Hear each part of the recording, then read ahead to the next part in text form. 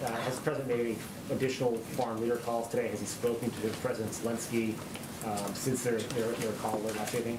There's not been another call to President Zelensky. I expect, as you have seen over the past several days, he will continue to have calls with leaders. We will keep you abreast as those happen. And with the U.S. government saying that it believes that the Russian objective right now is to decapitate the Ukrainian government, does the U.S. believe that President Zelensky at this moment is safe? We're not going to get into security questions, but we are in touch with President Zelensky, and we are working to provide him a range of support. And President Zelensky, in addition to calling for the West to cut Russia off from SWIFT, also proposed or called for, demanded, I think was the word he used in a tweet, that the U.S. And its allies impose a no-fly zone over Ukraine. I know the president has said that he won't put U.S. boots on the ground in Ukraine to fight Russia. Is Ukrainian airspace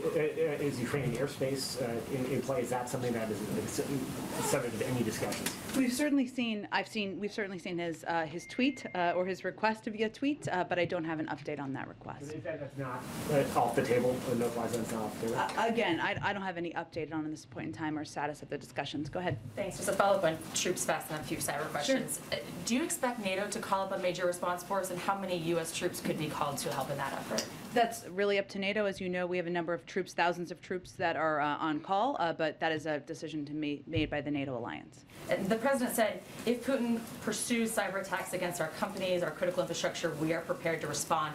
So just clarifying, does that first mean that there has not been any evidence of any cyber attack from Russia against any American companies at this point?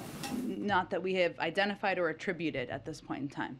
And can you explain? I mean, aside from past ones that you're fully tracking. Yeah, I guess I mean in the last 24 hours. I understand.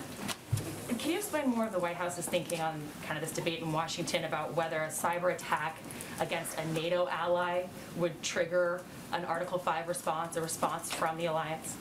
Well, that again is up to the NATO alliance to determine, but obviously a cyber attack does constitute an attack, so that would certainly be a point of discussion among the NATO members.